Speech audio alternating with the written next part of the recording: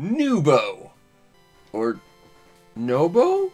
Nobu? Nubu? I've seen the name of this game spelled so many different ways with varying numbers of O's, U's, sometimes W's, and sometimes accents over those O's and W's, so we're gonna go with Nubo on this one. Nubo is a rather hard to find hidden gem on the Game Boy, I think, especially if you're into the import library for this system. It's a game not a lot of people seem to know about, it's a game not a lot of people talk about, and I think the reason is because it is very, very rare. If you may recall, a couple of years ago, I kind of got obsessed with 5 big Game Boy imports. The likes of Lucal, that weird game where you played as a compass, Iron Leaguer, where you played as sports gear robots, Ultraman Ball, where Ultraman is a ball, and of course, the legendary Painter Momopi. I've reviewed all of those, and since I'm trying to mess around with cards, we'll see if I can put them up and remember.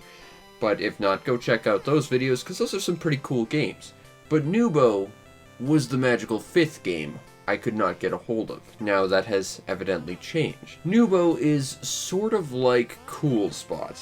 Not necessarily in gameplay terms, mind you, but more in the sense that it is something that is very clearly designed to be a marketing tool. However, unlike other marketing tool games that are very much just marketing for the sake of marketing and not really an intelligible, enjoyable experience, Chester Cheetah, with your terrible Super Nintendo crap fests, Nubo, like Cool Spot, felt like it was more a game designed to be a game that just also happens to market at you, as opposed to blatant marketing that also might be a thing you can play if you're really masochistic. And that's a very large difference in terms of what marketing into games can do, because if you create a game that focuses entirely on marketing rather than being a game, well, it's going to fail as a game. And because it fails as a game, people aren't going to enjoy playing it, which means that they're not going to really get to experience your marketing, and then boom, your marketing has also failed.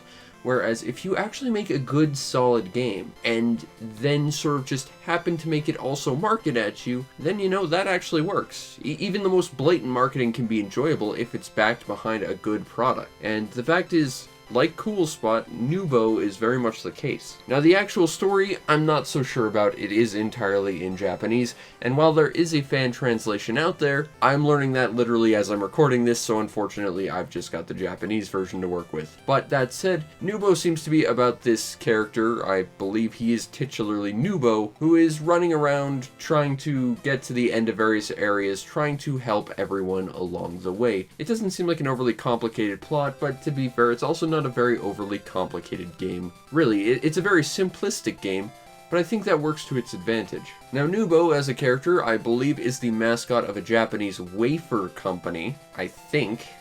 Seriously, I tried looking it up. It's actually hard to find a lot about this guy, at least as far as I've been able to find, but his game is still pretty damn solid. The best way I could compare this game to other things, as much as I hate to do so, would be that it's sort of like those old cinematic platformers like Prince of Persia or Flashback or Another World. And you tie that together with sort of old school LucasArts PC adventure games. It's very much about exploring this fairly linear world, slowly, very, very, very slowly. I have to admit the game speed is infuriatingly slow. It's the biggest issue this has. Very slowly platforming around and using random objects you find in your path to solve puzzles and the problems of the denizens of this world, as well as open paths to the very end of the game. I'm guessing you'll probably want some examples, which is fine. How about using a bucket to pick up a baby whale to give it back to its mom at the end of the tutorial level? There are a lot of reused items, and a lot of puzzles do just involve around picking up blocks, putting them in certain places to pick things up. Like I said, it isn't the most complex game ever, and they probably could have gone a little bit more varied and sophisticated with its puzzle designs. But again, it was just trying to be a nice, simple, relaxing game. They didn't want it to be overly difficult or overly challenging. I was about to talk about how happy I was that there was literally zero way to fail in this game, but I, in my infinite skill of being able to make the stupidest things happen, did actually create a failure state. I ended up creating like this bridge using blocks, and somehow found a way to make it impossible to follow the bridge back the way I came. I don't know how that happened, but yeah, you can actually create failure states in this game, but it's ridiculously hard because the puzzles are just really that simple. That said, usually if you run into a situation where you feel like you've failed or you've lost an item or something, you can go back to the screen you found it on, which is usually the screen that you're on.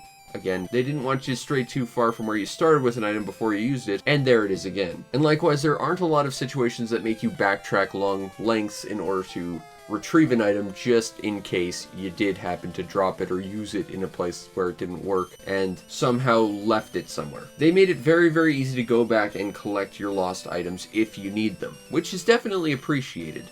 These levels are not complicated, but they are for the most part one way, and honestly, if you had the ability to lose stuff in that situation, well, they'd kind of be gone forever, and that would make this game a lot less enjoyable. And that's the meat and potatoes of Nubo. Like I said, it's not complicated, but it's also not very challenging for the most part. Like I said, it's definitely a game where you have to just sort of sit back and enjoy this world. Enjoy the enemies that are sort of terrorizing this sort of hilltop village with bags of wind that are causing their houses to ice over, until you can scare them away and steal the bag for yourself so that you can ultimately use it to freeze some water and cross a pond, or collect parachutes to base jump off of cliffs because he's just that extreme of a chocolate wafer mascot. Yeah. Shoutouts to Nubo, the new extreme. That's how they should have marketed it in the West, but it never came out here. That said, Nubo is a fun, bright, enjoyable experience, if a fairly unchallenging and not very complicated game. If you want a game that makes you really, really push your brain muscles,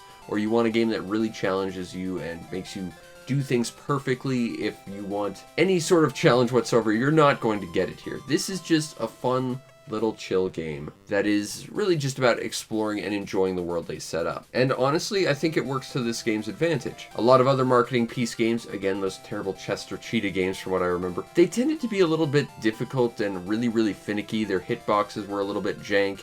It's been forever since I played them, but I remember them being awful. You know, this game, with the exception of the fact that the movement speed could be cranked up by like a factor of 2, 3, 5 times, this game runs really, really slowly, and to be fair, it's the Game Boy, that was sort of a thing it did a lot. You know, aside from how slow this game kind of plays, it doesn't really do anything wrong or poorly. It's simplistic, it's very, very nice to look at, it's just a fun little experience, and I think that's what it was going for. Not necessarily a challenge, but an experience of this world. And in that regard, I think it does it well, but it also has a fairly fun atmosphere that gives a nice feel to it. It's not going to challenge you in any way, but I will say that Nubo, gameplay-wise, is certainly an enjoyable experience, provided that you're really just up for a nice, chill, relaxing moment with your Game Boy. The overall presentation to Nubo is excellent. Like I said, this is a game about experiencing the world it sets up, catching whales in buckets to give them to their mothers, base jumping off cliffs, taking bags of wind, getting like this giant Totoro-esque umbrella that's a giant leaf just to walk under a waterfall. There is lots here that's just likable. All the items here feel very, very quirky, aside from, like, you know, of course, the standard boxes, which cover about half the puzzles. They could have varied them up, but each item is very, very interesting, and they are usually shown with your character. He's not just simply picking up a thing and shoving it in his pocket, he's usually actively holding it, and some of the items he actually holds specific ways to actually feel like he's a part of this world and he's actually interacting with it. All the different characters, definitely a lot of fun, and they all have personality, a great amount of detail, so do the worlds. I am quite a fan of how this game looks on a visual point. And from an audio perspective, it is solid. It's not spectacular or anything. I don't think there's anything that's going to leave great impressions on you or anything, but it's a solid soundtrack. It works fairly well, leading to an overall decent, if above average, presentation. It looks quite great. Soundtrack could be a little better, but there's nothing wrong with it. Now, if you want a copy of Nubo, let's go with Nubo again. If you want a copy of Nubo, well, here's where things get a little bit tricky. Like I said a couple years ago when I was obsessed with these 5 Game Boy games, they aren't easy to find, they're import exclusives, and they tend to be expensive. You can, on the cheaper end, find a cart-only version of Nubo for about $50 sometimes on eBay, but that is, of course, provided that you can, you know, figure out how the seller wants to actually spell it. It's, again, pretty inconsistent.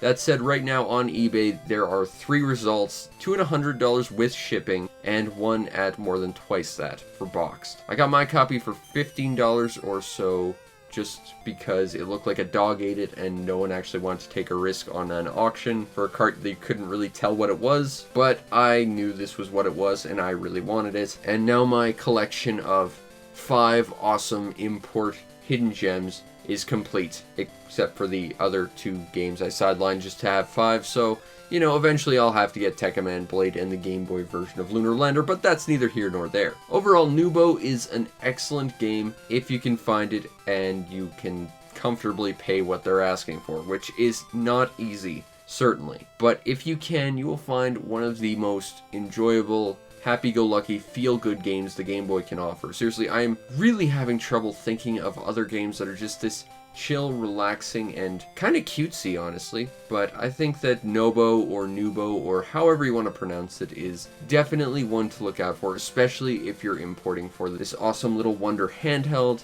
because it clearly does have a very, very awesome import library, and I think any library without Nubo is missing out huge on an awesome platforming, puzzly adventure thing that's also trying to sell you some Japanese chocolate wafers. Look, it's a niche. It's a very, very thin niche, but, you know, it's an important niche in your library. Trust me on this. It's a good game. Check it out.